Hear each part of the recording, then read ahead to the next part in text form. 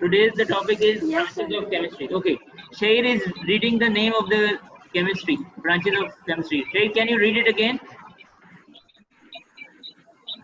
Yeah, physical chemistry, organic chemistry, inorganic chemistry, analytical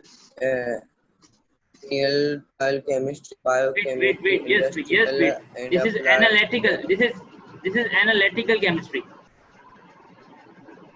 analytic, Ana analytical chemistry, biochemistry, then industrial chemistry, industrial industrial and chemistry, applied chemistry, right? applied chemistry, nuclear chemistry, environmental chemistry, polymeric chemistry. How many are there? Kachaf, how many are there? Yes. Kachaf, how many are there? Each? Sir, 9. 9 chemistry, right? 9 branches are there. Okay. Now we will start from the first one. That is Yes, sir. physical chemistry, right? Okay. Physical chemistry. Now Yes, sir. look at the screen. It deals with the laws and principles governing the combination of atom and molecules in a chemical reaction, right? Look at here. Yes, sir. We have studied about atom and molecules. Can you tell me the definition of atom? Kashaf? Can you tell me the definition of atom? What is atom? Yes, sir.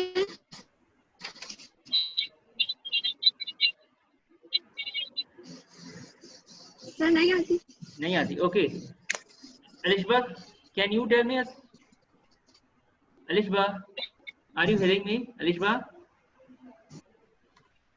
Alishba, आप बता सकती हो atom की definition क्या होगी?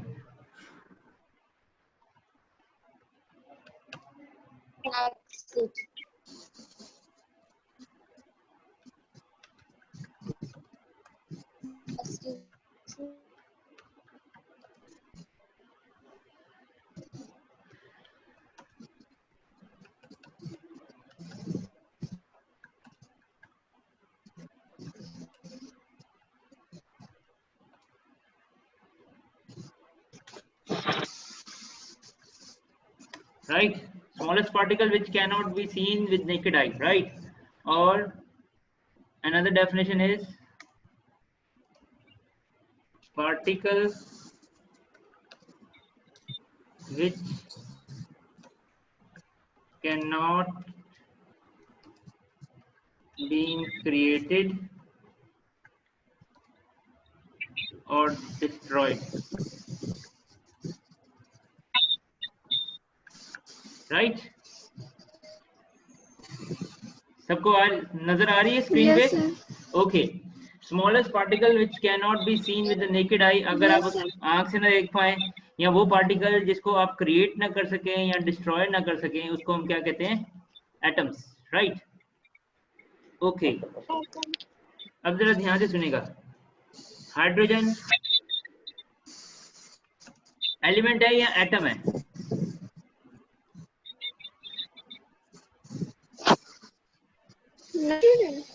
Hydrogen atom है या element है?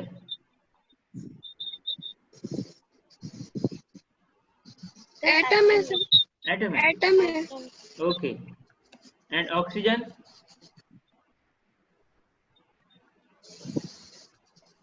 ऑक्सीजन Atom है. एटम है. Atom. सही, आप भी यही कह रहे हो कि ये दोनों एटम्स हैं? Yes, sir. मगर ये एटम्स नहीं है, ठीक है? ये एलिमेंट्स हैं. इनके एटम्स होते हैं.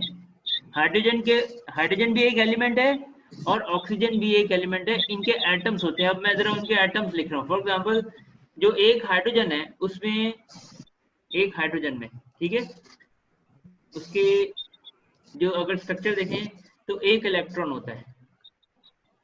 अगर एक इलेक्ट्रॉन होगा उसके बाद तो एक हाइड्रोजन का एटम होगा, राइट? अगर दो होंगे तो अगर 2 होंगे तो 2 इलेक्ट्रॉन होंगे तो इसका मतलब कितने एटम होंगे उसके पास? अगर 2 इलेक्ट्रॉन हो हाइड्रोजन के बाद तो इसका मतलब उसके 2 हाइड्रोजन एटम होंगे, मतलब उसके 2 हाइड्रोजन एटम। ठीक है, अब जरा ध्यान से देखिएगा, स्ट्रक्चर को देख के हमें पता चलता है कि ये एटम है या मॉलिक्यूल है। ठीक है, अब जैसे मैं ये कह रहा हूँ कि हाइड्रोजन एक एलिमेंट है, अगर इसमें 2 इलेक्ट्रॉन होंगे तो इसका मतलब है 2 हाइड्रोजन के एटम्स हैं इसके पास। समझ आ रही है मेरी बात? ओके। इसी तरह से अगर ऑक्सीजन में देखें ना, तो ऑक्सीजन एक एलिमेंट है। ठीक है, ऑक्सीजन एक एलिमेंट है जिसके पास एक ऑक्सीजन के एलिमेंट के एक एटम के पास 8 इलेक्ट्रॉन होते हैं। अगर दो ऑक्सीजन के एलिमेंट होंगे, 2 एटम होंगे ऑक्सीजन के,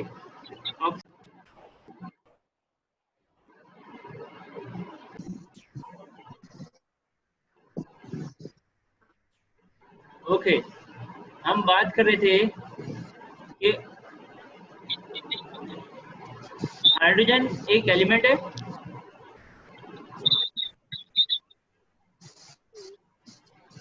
ठीक है। इसी तरह से ऑक्सीजन भी एक एलिमेंट है ना? Yes sir.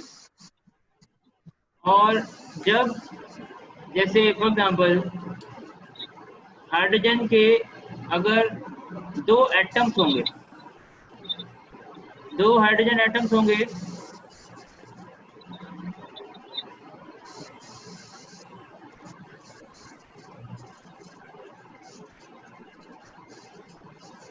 तो उनके पास कितने इलेक्ट्रॉन होने चाहिए? 2 इलेक्ट्रॉन। ओके, अगर एक हाइड्रोजन का एटम होगा तो कितने इलेक्ट्रॉन होंगे उसके पास? एक होगा। इसका मतलब है एक हाइड्रोजन के एक ही होगा सर। हाँ जी, हाइड्रोजन का अगर एक एटम होता है तो उसके पास 1 इलेक्ट्रॉन होते हैं, अगर 2 एटम होंगे तो उसका मतलब उसके पास 2 इलेक्ट्रॉन होंगे। ठीक है, इसी तरह से हम बात कर रहे थे ऑक्सीजन की, कि ऑक्सीजन भी क्या है? ऑक्सीजन क्या है? एलिमेंट है या एटम है? एलिमेंट एलिमेंट है। ठीक है, और अगर इसके एटम्स देखें तो इसके एक एटम में 16 इलेक्ट्रॉन होते हैं।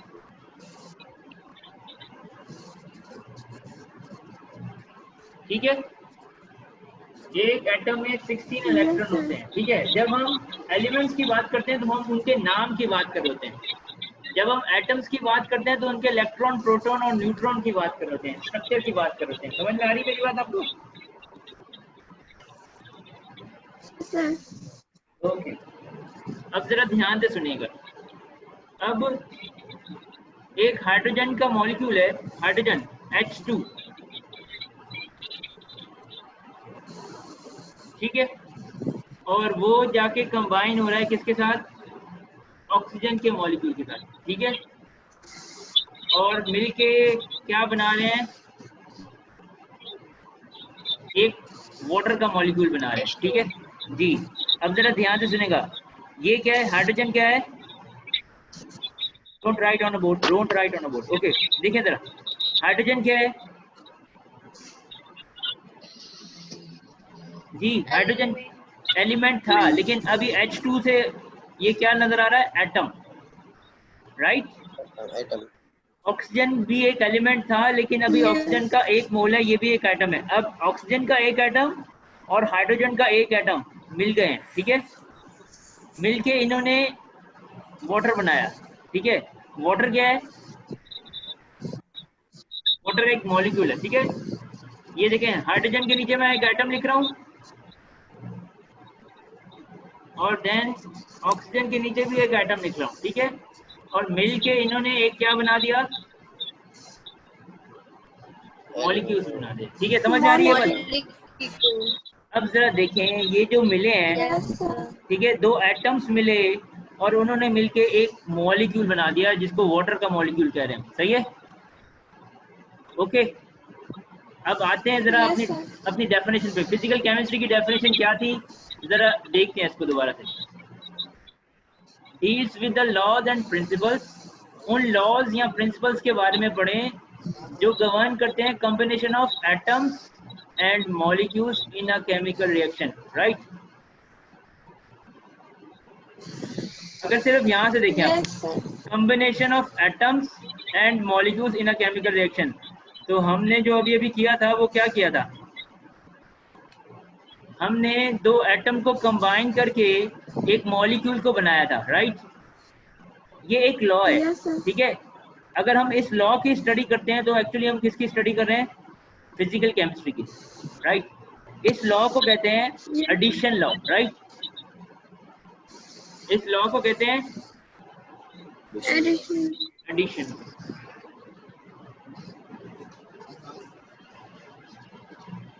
इसमें हम क्या करते हैं, 2 एटम्स को मिला रहे होते हैं और हमें नया मॉलिक्यूल मिल जाता है, ठीक है? इस लॉ को कहते हैं लॉ एडिशन, ठीक है? समझ आ रही है मेरी बात? Yes, sir. ओके, तो हमारी जो डेफिनेशन थी वो ये थी कि अगर हम उन लॉज या प्रिंसिपल्स के बारे में पढ़ें, प्रिंसिपल भी लॉज को ही कहते हैं, जो बता रहे हैं हमें गवर्न करना का मतलब, वो डिस्क्राइब करते हैं कि हाउ कॉम्बिनेशन ऑफ एटम कैसे होती है या मॉलिक्यूल्स कैसे होती है केमिकल रिएक्शन में, तो उसको हम क्या कहते हैं, फिजिकल केमिस्ट्री। ये बात क्लियर हो रही सबको? Yes, sir. हाँ जी, शहीद क्लियर हो रही है बात ये वाली? Yes, sir. तो हमारी फिजिकल केमिस्ट्री की डेफिनेशन ये है कि हम उन लॉज या प्रिंसिपल्स को पढ़ें जो हमें बताएं कि कैसे एटम्स या मॉलिक्यूल्स केमिकल रिएक्शन में कंबाइन होते हैं, उसको हम क्या कहते हैं, फिजिकल केमिस्ट्री, है ना? हेलो हेलो, मेरी आवाज आ रही सबको? Physical chemistry. ओके, आगे चलते हैं। नेक्स्ट ब्रांच कौन सी थी जी, किसी को याद है नेक्स्ट ब्रांच कौन सी थी जी? नेक्स्ट ब्रांच कौन सी थी? Yes, sir. Yes sir.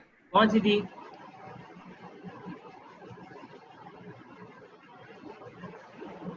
Alishba, next branch कौन सी थी? हमने सेकंड ब्रांच जो पढ़ी थी, याद है किसी को?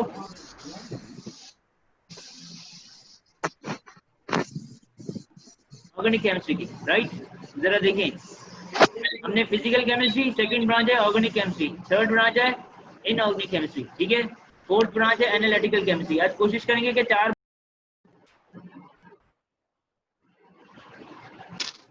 ओके, आगे चलें जरा। नेक्स्ट ब्रांच हमारी कौन सी थी? Organic chemistry. Okay, organic chemistry के बारे में आपने पहले भी बहुत दफा सुना होगा। ऑर्गेनिक केमिस्ट्री क्या है? ऑर्गेनिक केमिस्ट्री, आपको पता है ऑर्गेनिक केमिस्ट्री क्या है?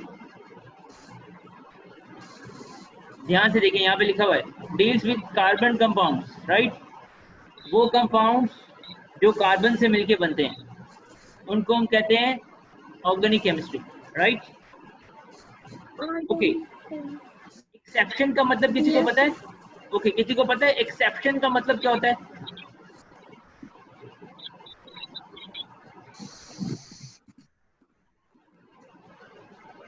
जी, किसी को मालूम है एक्सेप्शन का मतलब क्या होता है?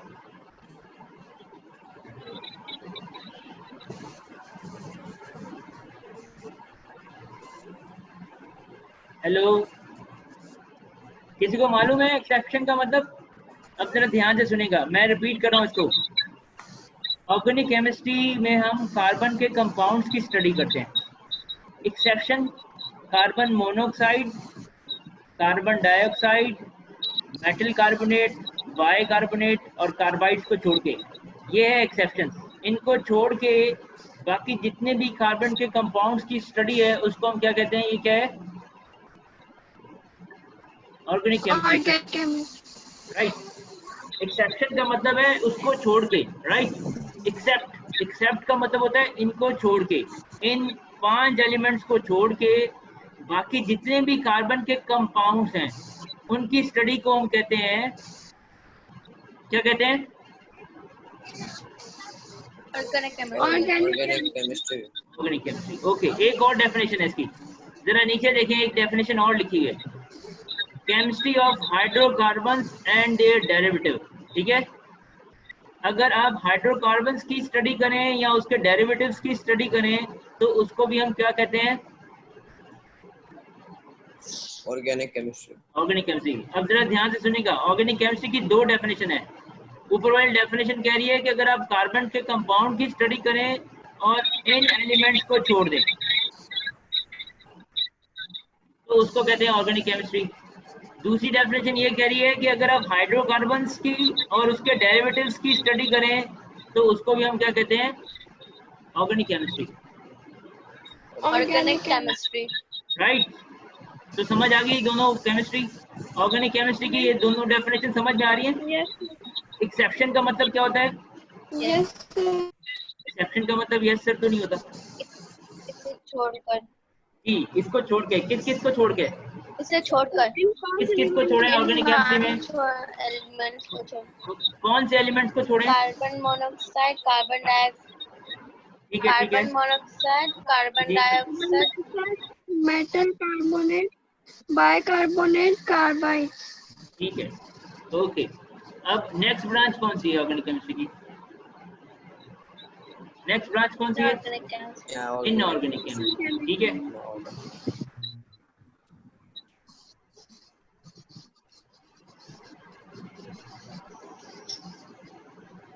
अब जरा देखें इनऑर्गेनिक केमिस्ट्री में हम क्या पढ़ रहे हैं।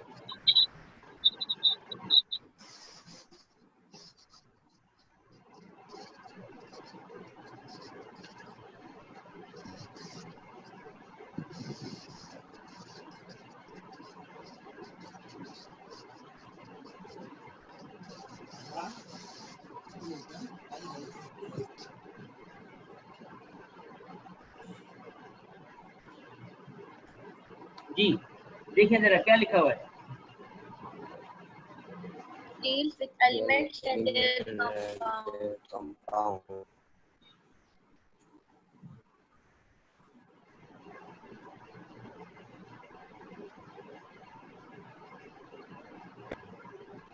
ठीक है, नीचे क्या लिखा हुआ है? Obtained from non-living things. हाँ, मतलब जो कार्बन के कंपाउंड्स हैं वो हमें लिविंग थिंग्स में मिलते हैं। जो ऑर्गेनिक केमिस्ट्री है जिसमें हम ऑर्गेनिक केमिस्ट्री के बारे में पढ़ रहे थे, ऑर्गेनिक केमिस्ट्री की डेफिनेशन क्या थी, जरा रिपीट कीजिएगा। ऑर्गेनिक केमिस्ट्री की डेफिनेशन को रिपीट करेगा जी। ऑर्गेनिक केमिस्ट्री की definition Deals with carbon compounds with exception exception में कौन कौन से एलिमेंट्स थे? Carbon monoxide, carbon dioxide, metal carbonate, bicarbonate और कार्बाइड। ठीक है, 5 एलिमेंट्स। ठीक है, अब यहाँ पे जो इनऑर्गेनिक में हम पढ़ रहे हैं किन के बारे में पढ़ रहे हैं? एलिमेंट्स के बारे में और किन के बारे में? कंपाउंड्स के बारे में। जी, एलिमेंट्स के बारे में। जी जी जी, एलिमेंट्स के बारे में और कंपाउंड्स के बारे में। अब जरा ध्यान से सुनेगा, अभी अभी हमने जिक्र किया था हाइड्रोजन क्या है? हाइड्रोजन क्या है? एलिमेंट। ठीक है, ओके, आगे सुनेगा। ऑक्सीजन क्या है? एलिमेंट। ओके, वाटर क्या है? वाटर मॉलिक्यूल है और इसको कंपाउंड भी कहते हैं। सही है, कंपाउंड किससे मिलके बनता है? कंपाउंड एलिमेंट से मिलके बनता है, राइट।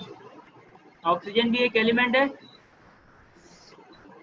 राइट, और हाइड्रोजन भी एक एलिमेंट है। अगर हम इनकी स्टडी कर रहे हैं, हाइड्रोजन के बारे में स्टडी कर रहे हैं या ऑक्सीजन के बारे में स्टडी कर रहे हैं या वाटर के बारे में स्टडी कर रहे हैं, तो एक्चुअली हम किसकी स्टडी कर रहे हैं? किसकी स्टडी कर रहे हैं हम? तो इनऑर्गेनिक केमिस्ट्री की, इनऑर्गेनिक केमिस्ट्री की स्टडी कर रहे हैं, राइट? मेरी बात क्लियर हो रही है? इनऑर्गेनिक केमिस्ट्री में हम एलिमेंट्स की स्टडी करें या कंपाउंड्स की स्टडी करें तो उसको इनऑर्गेनिक कहते हैं, राइट? ओके, ये भी बताइएगा, ये क्या लिख रहा हूं मैं? सोडियम क्या है? सोडियम क्या है? एलिमेंट है, वेरी गुड। सोडियम भी एलिमेंट है, राइट? और यस सर। क्लोरीन क्या है? जी, क्लोरीन क्या है? एलिमेंट। और जो हम सॉल्ट घरों पे यूज करते हैं उसका नाम पता है किसी को?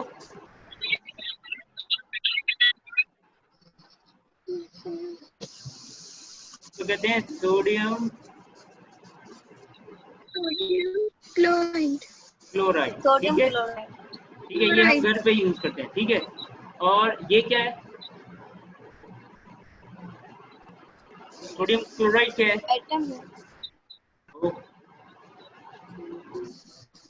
एटम है सर। नहीं भाई, कंपाउंड। कंपाउंड है ना। देखो, दो एलिमेंट से मिलके जो बनता है वो क्या बनता है? कंपाउंड। दो एटम्स, सुनना जरा ध्यान से, दो एटम से मिलके, हाइड्रोजन के दो एटम और ऑक्सीजन का एक एटम मिलके जो बना रहे थे वो बना रहे थे वाटर, है ना? और उसको हम क्या कह रहे थे? ये क्या है? मॉलिक्यूल, ठीक है? मॉलिक्यूल है ना? और इनको हम क्या कह रहे थे? ये क्या थे? ये क्या थे? एटम। एटम। ये हाइड्रोजन का एटम था और ये ऑक्सीजन का एटम था ना। दो एटम मिलके क्या बनाते हैं? ध्यान से सुनेगा, दो एटम मिलके मॉलिक्यूल्स बनाते हैं, ठीक है? दो एटम्स मिलके मॉलिक्यूल्स बना रहे हैं। और दो एलिमेंट्स मिलके क्या बना रहे हैं? कंपाउंड, ठीक है? अब ये बात क्लियर कर ले अपने माइंड में, अगर एटम्स मिलेंगे तो मॉलिक्यूल्स बनेगा, ठीक है? अगर एलिमेंट्स मिलेंगे तो कंपाउंड बनेगा। देखिए यहाँ पे एलिमेंट्स, देखो यहाँ पे मैं हाइड्रोजन और ऑक्सीजन लिख रहा हूँ और कंपाउंड में वाटर लिख रहा हूँ, तो ये एलिमेंट्स है ना,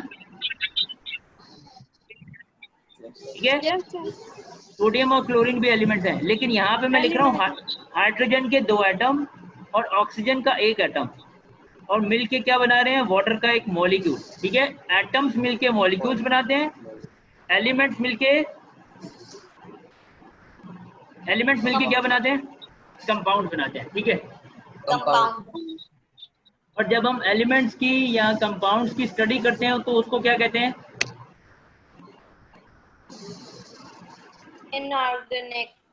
इनऑर्गेनिक केमिस्ट्री, राइट? ओके, तो यहाँ तक क्लियर होगी। इसका एक एग्जांपल है मिनरल्स। जब हम पानी पीते हैं, जैसे हम फिल्टर वाटर पीते हैं ना, तो उसके अंदर बहुत सारे मिनरल्स लिखे हुए हैं। कभी आपने देखा है? अगर आप जूस पिए या आप कोल्ड ड्रिंक पिए या आप वाटर पिए, मिनरल वाटर पिए, तो उसके अंदर बहुत सारे एलिमेंट्स लिखे होते हैं। देखा है कभी आपने वाटर की बोतल के ऊपर या जूस की बोतल के ऊपर? देखा है आप लोगों ने? यस सर, लिखे होते हैं। एक्चुअली हम किसकी स्टडी कर रहे होते हैं उस वक्त? अगर हम उसके बारे में पढ़ने की कोशिश करें कि ये कितनी क्वांटिटी में मिला हुआ है, ये कितनी क्वांटिटी में मिला हुआ है, तो एक्चुअली हम किसकी स्टडी कर रहे होते हैं? इनऑर्गेनिक केमिस्ट्री की, क्योंकि हम एलिमेंट्स को, इनऑर्गेनिक केमिस्ट्री, हम उसके एलिमेंट्स या कंबाइंड कंपाउंड्स को देख रहे होते हैं, राइट? क्लियर? आगे चलें? यस। ओके, लास्ट चौथी ब्रांच पढ़ते हैं, यस सर। कमिंग वीक में बाकी पढ़ेंगे। फोर्थ ब्रांच उसकी कौन सी है पता है आपको? Analytical chemistry. एनालिटिकल केमिस्ट्री, ठीक है।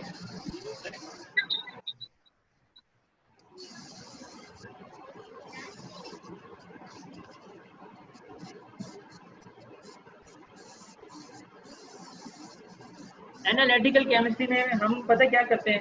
किसी को पता है एनालाइज करने का मतलब क्या होता है? किसी चीज को एनालाइज क्यों करते हैं?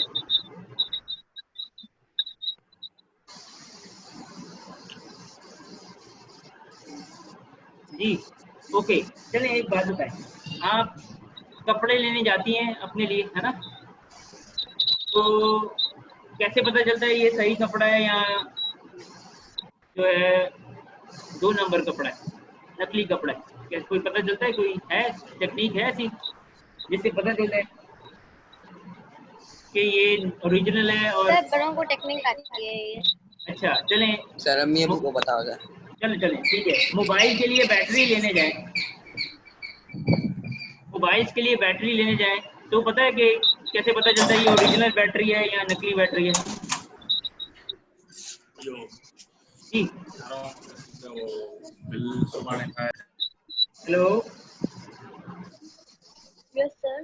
जी बताएं ज़रा, अगर मोबाइल के लिए बैटरी लेने जाऊं तो कैसे पता चलेगा ये ओरिजिनल बैटरी है या नकली बैटरी है?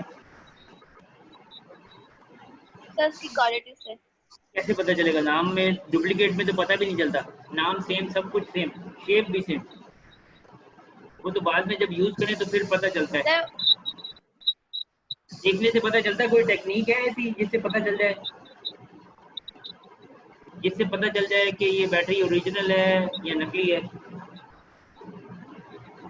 जी यस सर, ओरिजिनल लिखा हुआ होता है उसमें। अरे ओरिजिनल लिखा होता है लेकिन ओरिजिनल नहीं होती, पाकिस्तान है यहाँ पे, खुद लिख लेते हैं ओरिजिनल, लिखने में क्या है? जो बैटरी बना सकता है वो उसके ऊपर लिख नहीं सकता ओरिजिनल है कि नकली है। ओके, अब जरा यहाँ पे देखें, एनालिटिकल केमिस्ट्री में हम चीज़ों को एनालाइज करते हैं कोई मेथड या टेक्निक लगा के, ठीक है। फॉर एग्जांपल जो लोग एक्सपर्ट होते हैं ना कपड़ा लेने में, तो वो कपड़े को टच करके बता देते हैं कि ये ओरिजिनल है या क्या है, डुप्लीकेट है, सही है। इसी तरह से जो लोग बैटरी परचेज करने जाते हैं ना मार्केट में, जिन लोगों को पता है कि बैटरी कैसे परचेज करनी चाहिए, उनको ये टेक्निक्स आती हैं कि बैटरी को चेक कैसे करना है, राइट? समझ आ रही है मेरी बात? सर आपको आती है? चलो आप स्कूल आओगे, मैं बताऊंगा आपको बैटरी को दिखा के कि ओरिजिनल बैटरी में और डुप्लीकेट बैटरी में डिफरेंस क्या होता है, ठीक है। बहुत सारी सर हम टेक्निक बताएं? है। हाँ चलो बताओ, शाबाश। सर वो जो ऊपर की पन्नी चढ़ी होती है ना उनकी, हम्म, उसे पता चल जाता है।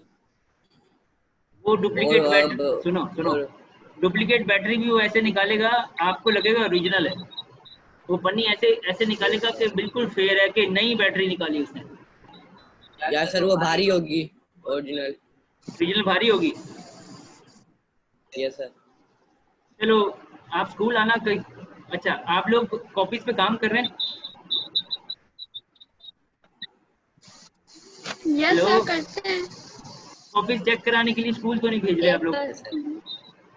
कॉपीज चेक कराने के लिए स्कूल नहीं भेजेंगे तो मुझे कैसे पता चलेगा कि आप काम कर रहे हैं या नहीं कर रहे? जी आप एक काम, सैटरडे भेज देंगे। सैटरडे वाले दिन भेज दीजिएगा। अगर आपको कोई प्रॉब्लम भी हो रही है ना किसी क्लास में या किसी चैप्टर में या किसी पॉइंट पे, तो आप सैटरडे वाले दिन बेशक स्कूल भी आ जाए, ठीक है। उससे ये होगा ना कि पता चल जाएगा कि प्रॉब्लम क्या है, ताकि मैं वहाँ रेक्टिफाई कर दूंगा आपकी प्रॉब्लम, ठीक है। ओके हम वापस आते हैं अपने टॉपिक पे। 1 मिनट रह गया, मैं दोबारा क्लास को कनेक्ट करूंगा, 40 मिनट से ऊपर होगी हमारी क्लास, ठीक है। तो मैं कनेक्ट करके ये टॉपिक फिनिश करके एंड कर दूंगा, ठीक है।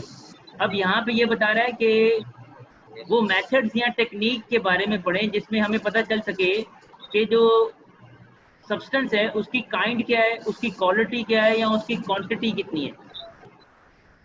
किसी कंपोनेंट की काइंड, क्वालिटी या क्वांटिटी को एनालाइज करने के लिए हमें क्या पता होना चाहिए? मेथड या टेक्निक्स पता होना चाहिए, ठीक है। ठीक, सुने, अब फॉर एग्जांपल जैसे लोग दूध लेने जाते हैं, है ना, तो उनको पता तो नहीं चलेगा कि दूध में